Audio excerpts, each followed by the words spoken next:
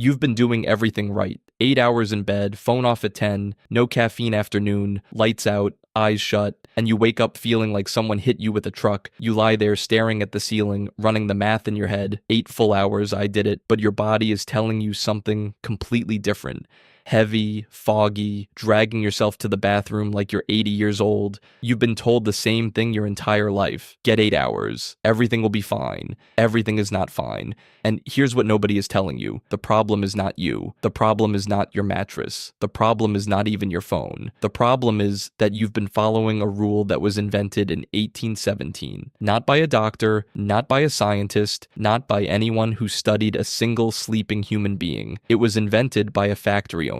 That's it. Full stop. The 8-hour sleep rule was designed around a manufacturing schedule, and somehow, 200 years later, you're still living your life by it, and waking up exhausted every single morning, wondering what is wrong with you. Nothing is wrong with you. You were never lied to about big things. You were lied to about the small, daily, invisible thing that controls literally every other part of your life. Your focus, your mood, your relationships, your ambition. You were lied to about sleep. And in the next few minutes, you're going to understand exactly why 8 hours is the wrong number, what number actually matters, and the 7-minute yoga sequence that does something 8 hours of bad sleep never could. Part 1, where the lie came from. Let's go back to 1817. A Welsh textile manufacturer named Robert Owen is tired of watching his workers collapse from 16-hour shifts. So he coins a phrase, a slogan, 3 equal blocks of 8, 8 hours labor, 8 hours recreation, 8 hours rest. That's it, that's where it came from. Not sleep labs, not neuroscience, not evolutionary biology. A slogan from a factory in Wales created to prevent workers from dying on the job. 100 years later, Henry Ford built his assembly lines around it. Schools synchronized their bells to it. Hospitals structured their shifts around it. And your parents told you to be in bed by 10 because of it, without any of them knowing they were repeating a factory worker's schedule from the Industrial Revolution. Here's what makes this darker. Before 1817, humans didn't even sleep this way. A historian named Roger E. Kirch at Virginia Tech spent 16 years studying thousands of historical documents, court records, personal diaries, letters, literature, from the medieval era through the early 19th century. What he found permanently changed how sleep scientists think about rest. People didn't sleep in one continuous block of 8 hours, ever. They slept in 2 phases. First sleep, they called it 3 to 4 hours after sundown. Then they would wake, naturally, for 1 to 2 hours. They would pray, read, have conversations with their partners, think. Then they would drift into second sleep, another 3 to 4 hours before dawn. This wasn't a disorder. This wasn't insomnia. This was the standard and accepted pattern of human rest for most of recorded history. It was so normal that nobody even questioned it until factories needed workers to conform to a rigid schedule. Your body knows this pattern. It has been encoded in your biology for thousands of years. The reason you sometimes wake up at 2 or 3 a.m. and can't fall back asleep isn't anxiety. It isn't a disorder. It is your body trying to do exactly what it evolved to do, but you've been taught to panic about it, to lie there in the dark, watching the clock, calculating how many hours you have left. Cortisol rising, heart rate climbing, thinking something's wrong.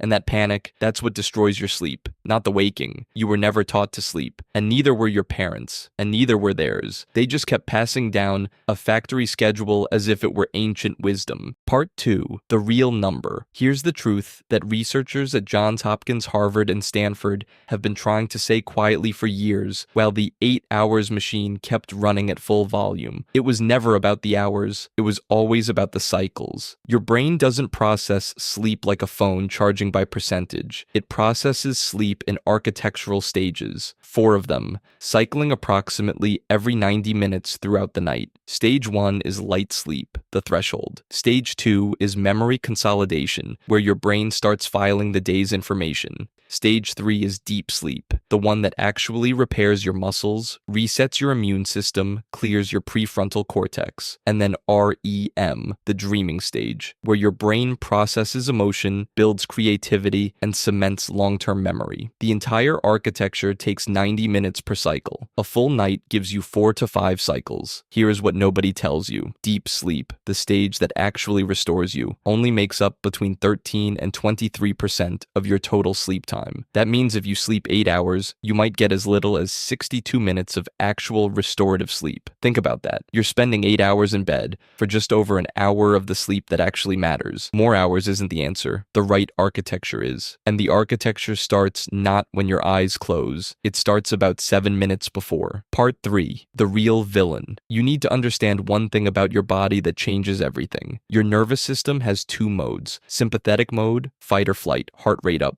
cortisol flowing, muscles alert, brain scanning for threats. This is the mode you live in from 7 a.m. to 10 p.m. Traffic, deadlines, notifications, difficult conversations, social media designed by engineers to keep you in a low-grade state of agitation so you stay on the app. Parasympathetic mode, rest and digest. Heart rate drops, cortisol retreats, muscles release, digestion resumes. Brain begins the transition towards sleep architecture. Deep sleep is only accessible through the parasympathetic system. Your body cannot enter stage 3 restorative sleep while your sympathetic nervous system is even slightly activated. And here's the problem that nobody talks about. Most people lie down to sleep while still running on sympathetic mode. You put the phone down, you close your eyes, but your nervous system doesn't get the memo for another 45 minutes to an hour. During that hour, you might drift in and out of stage 1 sleep, but you are not recovering. You are not rebuilding. You are not processing. You are just lying in the dark with your eyes shut and your brain still firing. This is why you wake up after 8 hours feeling exactly as tired as when you got in bed. There is exactly one thing that science has now confirmed across 30 randomized controlled trials involving more than 2,500 participants